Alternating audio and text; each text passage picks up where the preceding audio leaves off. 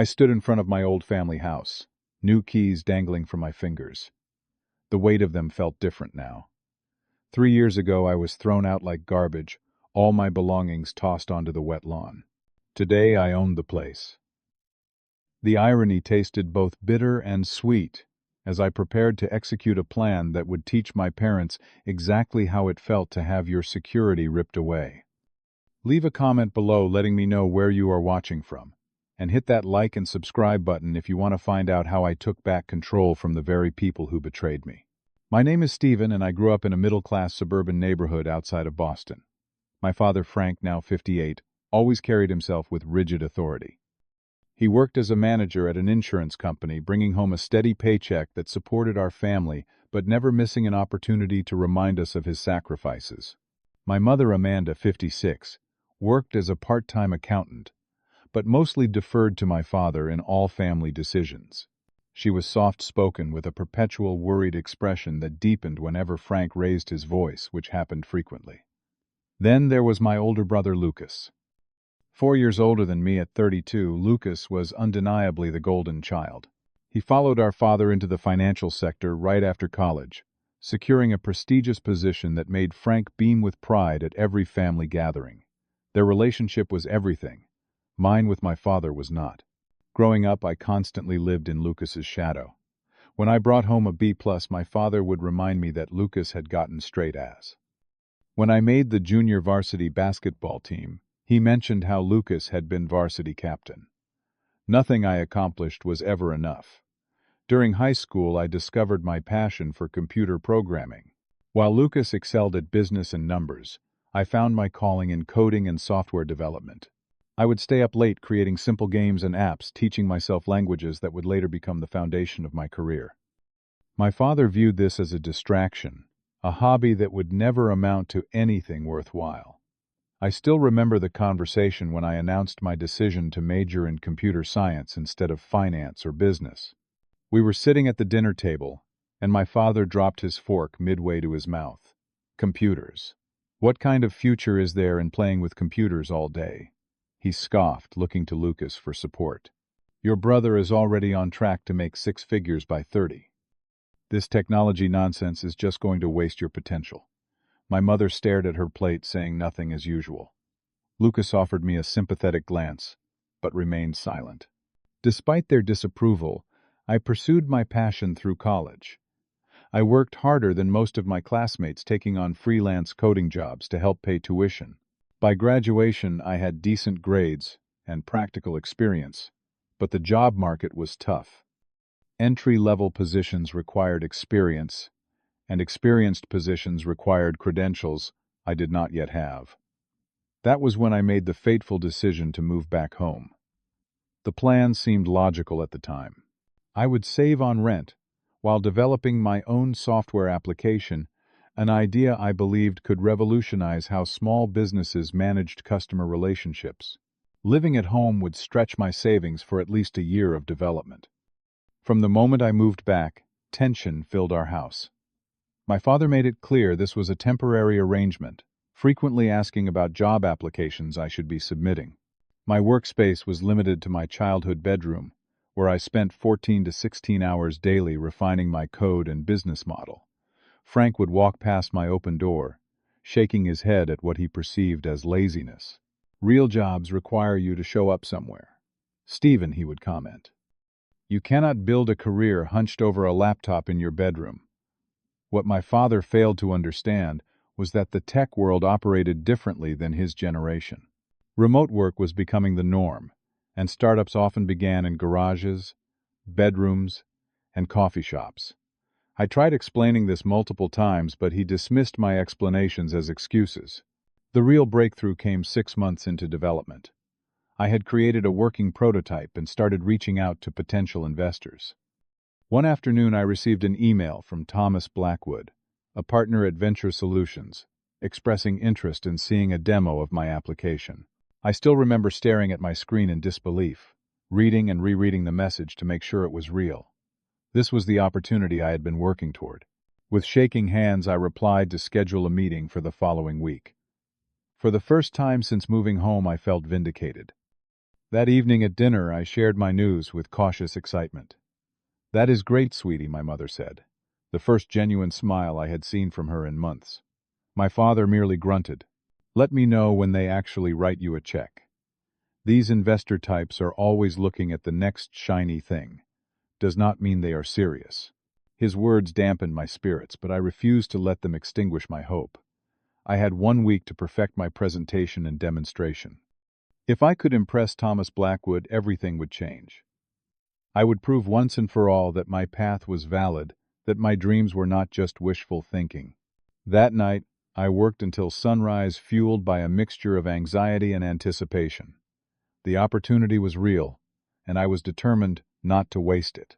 As dawn broke over our suburban neighborhood, I finally allowed myself to dream of success. The investor meeting was scheduled for Tuesday morning. I had no idea that by Monday night I would be homeless. The week leading up to my investor meeting was the most intense of my life.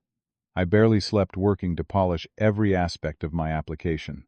Each feature needed to function flawlessly, and my presentation had to be compelling enough to convince Thomas Blackwood that my idea was worth $500,000 in seed funding. The pressure was immense, but I thrived under it, driven by the prospect of finally proving my father wrong. 3 days before the meeting, Lucas came home for the weekend. He had recently been promoted at his financial firm and wanted to celebrate with family. Dinner that Friday night was entirely focused on his accomplishments, with my father repeatedly expressing how proud he was. I sat quietly picking at my food and thinking about the code I should be working on instead. After dinner, Lucas found me in my room, surrounded by energy drink cans and notepads filled with diagrams and code snippets. He leaned against my doorframe, loosening his expensive tie. "You look like hell, little brother," he said, surveying my disheveled appearance. "When was the last time you slept?" "Sleep is for people without deadlines," I replied, not looking up from my screen. "I have an investor meeting on Tuesday." Lucas sat on the edge of my bed, creating a small avalanche of papers. "Listen, Stephen. I know Dad has been tough on you, but maybe he has a point. This startup thing. The odds are stacked against you. I could put in a word at my company. We are always looking for IT support staff." I finally looked up, staring at my brother in disbelief. "It's support. I am building a revolutionary customer relationship management system, not fixing printers." "It would be a foot in the door," Lucas insisted. "A steady paycheck, benefits, stability." "Is that really so terrible?" "It is not what I want," I said firmly. I did not spend 4 years studying computer science to end up resetting passwords for executives who cannot remember the name of their first pet. Lucas sighed, running a hand through his perfectly styled hair. "You always were stubborn. Just like Dad, actually." The comparison stung, and I felt my temper rising. "I am nothing like him." "You both think your way is the only right way," Lucas replied. "The difference is, his way is proven to work." Our conversation devolved into an argument that echoed through the house. I accused Lucas of being a sellout, prioritizing money over passion. He called me delusional, throwing away my potential on a pipe dream. Our shouting attracted our parents, who predictably sided with Lucas. The argument ended with me slamming my bedroom door, needing to get back to work. The next morning, I left early for a coffee shop to continue working without distractions. I returned home late that evening to find my parents and Lucas in the living room, their expressions serious. On the coffee table lay my development notebook, which contained all my business plans, financial projections, and technical notes. My stomach dropped. "You went through my things." My father stood up, holding a page of financial projections. "You plan to spend another year on this before you expect any revenue. And even then, these numbers are wildly optimistic." "Those are private," I said, snatching the notebook. "You had no right." "We have every right," my father countered. "You are living under our roof, eating our food while pursuing this fantasy." "Lucas told us about the job opportunity he offered you." "A job fixing printers," I scoffed. "An honest job with a future," my father corrected. "This startup nonsense stops now, Stephen. No more wasting your life on video games and computer toys." "They are not toys," I insisted, feeling my face flush with anger. "I have an investor meeting on Tuesday. A real investor who sees the potential in my work, even if my own family does not." My mother finally spoke up. "We are just worried about you, honey. You barely sleep or eat. This is not healthy." "I am fine," I assured her. "Once I get this funding, everything will change. I just need a few more months." My father shook his head. "No more months. No more weeks. This ends now. Either you accept reality and take the job Lucas offered, or you need to find somewhere else to live." I thought he was bluffing. Surely my own parents would not actually throw me out. I retreated to my room, determined to prove them wrong at Tuesday's meeting. I worked through Sunday, ignoring family meals and the tension that filled the house. Monday was spent finalizing my presentation and running through it repeatedly, timing each section.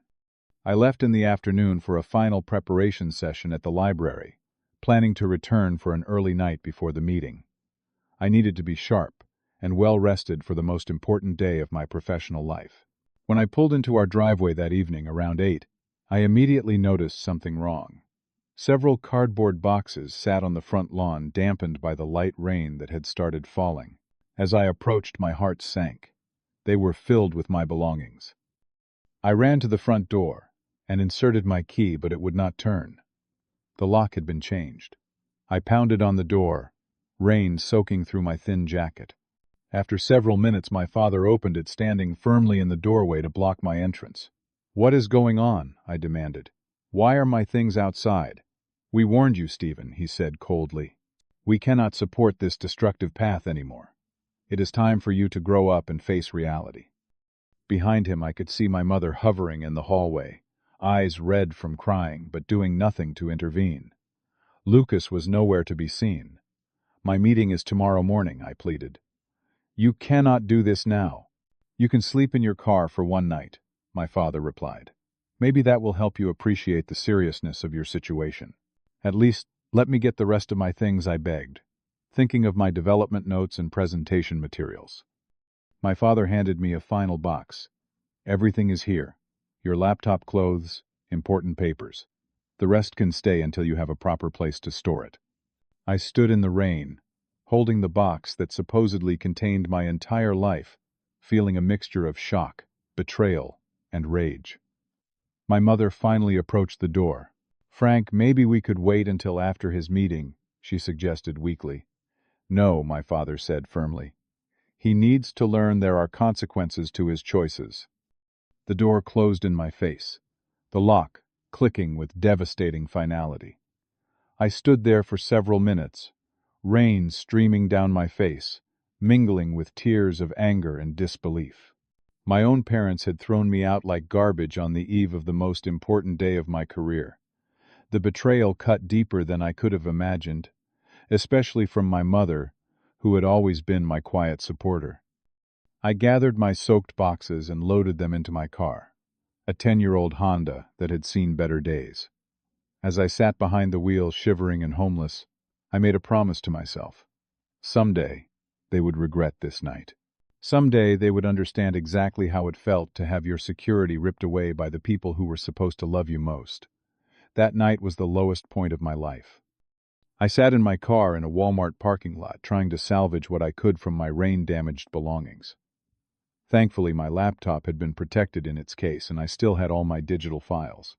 I changed into dry clothes and tried to sleep in the reclined driver's seat, setting multiple alarms to ensure I would not miss my meeting. Morning came too quickly. I freshened up in a gas station bathroom, changed into my one dress shirt that was not completely wrinkled, and drove to a coffee shop near the Venture Solutions office. There I rehearsed my presentation one final time, while consuming enough caffeine to counteract my sleepless night. Despite everything, the meeting with Thomas Blackwood went surprisingly well. Perhaps desperation gave me an edge, or maybe the universe decided I deserved one break after the previous night's disaster. Thomas was impressed with my application's functionality and my clear understanding of the market need. By the end of our 90-minute meeting, he expressed serious interest in providing seed funding. "We need to discuss terms, of course," he said as we shook hands. "But I believe your solution has genuine potential. Let us reconnect next week to talk specifics." I floated out of that meeting on a cloud of vindication, momentarily forgetting I had nowhere to go. Reality crashed back quickly enough.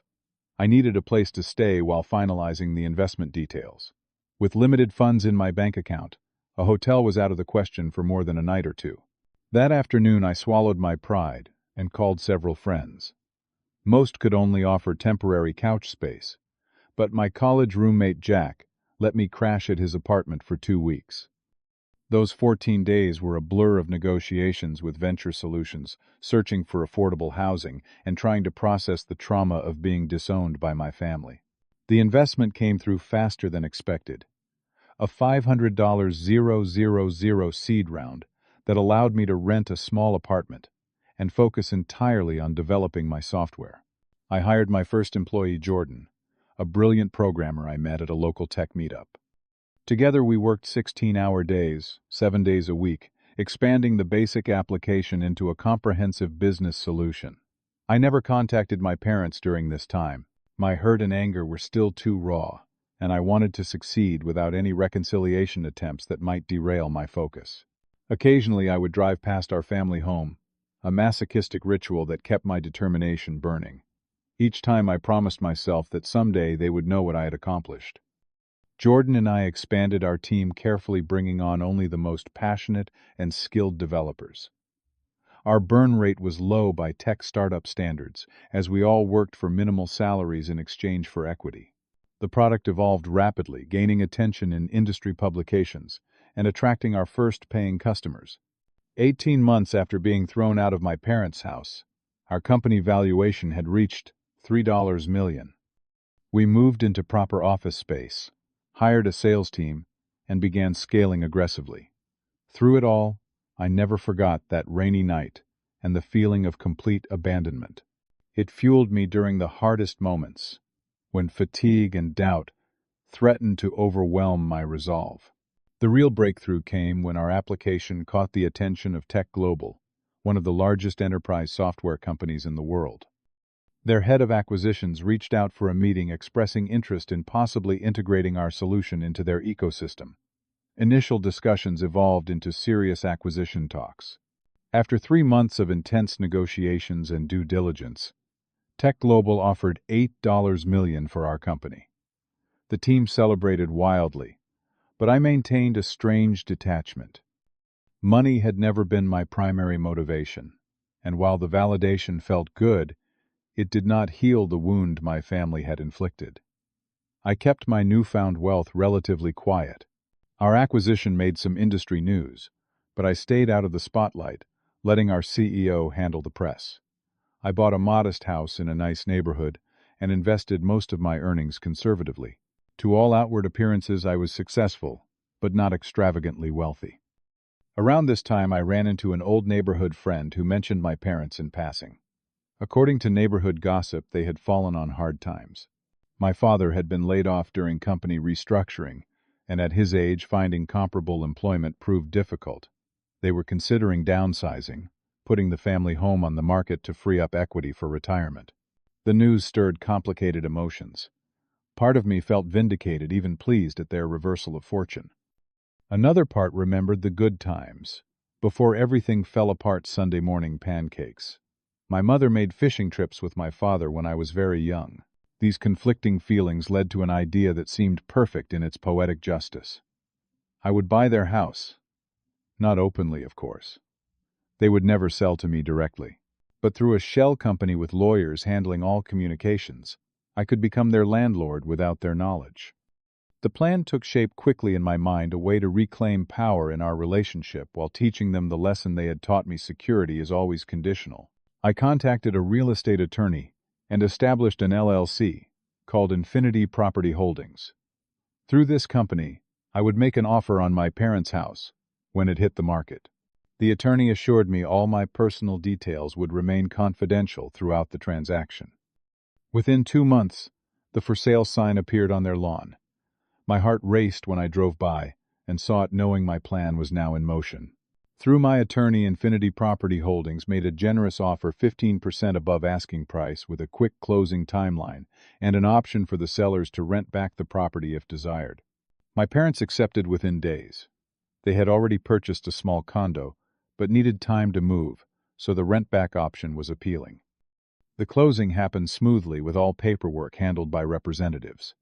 Just like that, I became the owner of the house I had been evicted from 3 years earlier. For the first month, I kept the rent the same as we had agreed during the sale. Then, through the property management company I had hired, I sent notice that the monthly rent would triple starting the following month due to market adjustments and property reevaluation. The notice was coldly professional, offering no recourse or negotiation options. I imagined my father opening that letter, his face reddening with anger and disbelief, perhaps experiencing a fraction of the helplessness I had felt standing in the rain with my possessions in soggy cardboard boxes. The rent increase notice hit exactly as intended. Within days, my father was calling the property management company demanding to speak with the owner of Infinity Property Holdings. The manager, following my instructions, explained that the owner preferred to remain anonymous, but might consider a face-to-face meeting to discuss the situation. After several more angry calls, a meeting was arranged at the house. I chose a time when I knew both parents would be home, a Sunday afternoon, much like the day they had thrown me out. I dressed in a conservative business suit, nothing flashy that might give away my new financial status. The property manager would introduce me simply as the owner, and then leave us to talk privately. I arrived early, parking down the street to collect my thoughts. This confrontation had played out in my mind countless times over the past 3 years, but now that it was actually happening, I felt unexpectedly nervous. Part of me wanted to drive away to abandon this scheme that suddenly seemed childish and vindictive. But a stronger part needed closure, needed them to understand the consequences of their actions. At exactly 3 o'clock, I walked up the familiar driveway and rang the doorbell of my childhood home. My mother answered, her face tight with worry. She had aged visibly since I last saw her up close, new lines etched around her eyes and mouth. Behind her stood my father, his former commanding presence diminished by job loss and financial strain, but his expression still hard and unwelcoming. "Hello," I said formally. "I represent Infinity Property Holdings. I understand you wanted to discuss your rental agreement." It took them several seconds to recognize me. My mother gasped, one hand flying to her mouth. My father's eyes widened, then narrowed as understanding dawned. "Stephen," my mother whispered, "is that really you?" "Yes," I replied, maintaining my professional demeanor. "May I come in? We have matters to discuss." They stepped aside automatically, too shocked to refuse. I entered the living room where we had had so many family arguments, noting that little had changed. The same worn furniture, the same faded photographs on the walls. I sat in an armchair, gesturing for them to take the couch across from me. "You are Infinity Properties." My father finally managed his voice, a mixture of disbelief and growing anger. "I am the sole owner." "Yes," I confirmed. "Surprising, is it not? The son you threw away now owns the roof over your head." My mother began to cry silently, tears tracking down her cheeks. My father's face flushed dark red. "This is some kind of sick joke," he sputtered. "Some kind of revenge scheme." "Not a joke," I corrected him. "Business. The property was on the market. I made an offer, you accepted. Everything was completely legal and transparent apart from my identity." "Why?" my mother asked, her voice barely audible. "Why?" I repeated, feeling 3 years of suppressed emotion rising in my chest. 3 years ago, you put my belongings in the rain and changed the locks. You threw me out without warning the night before the most important meeting of my career. You chose to believe I was wasting my life rather than supporting my dreams. Does any of this sound familiar? "We were trying to help you," my father insisted, though his voice had lost its usual authority. "You needed a push toward reality." "Reality," I echoed with a bitter laugh. "Let me tell you about reality, Dad. The reality is that the meeting you nearly made me miss resulted in $500, 000 of seed funding. The reality is that the company I built from my bedroom was acquired for $8 million 2 years later. The reality is that your son, the disappointment, the dreamer, is now your landlord." My mother sobbed harder, but my father maintained his defiant stance. "If this is true, why the games? Why not just come tell us you succeeded? Would you have believed me?" I asked. Or would you have found some way to diminish my accomplishments, to suggest I just got lucky? Besides, I wanted you to understand how it feels when someone has complete control over your housing, your security, your dignity. Just then the front door opened, and Lucas walked in. He had apparently been expected for Sunday dinner, a family tradition that had continued without me. He stopped short, seeing me there, his expression cycling through surprise, confusion, and finally understanding. "Stephen," he said, "what are you doing here?" "Your brother is our landlord," my father said bitterly. "Apparently he has been quite successful and decided to buy our house out from under us as some sort of revenge."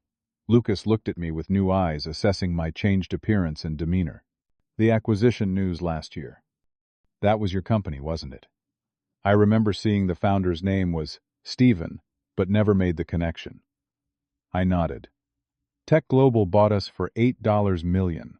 I received just over $3 million after investor payouts and team equity.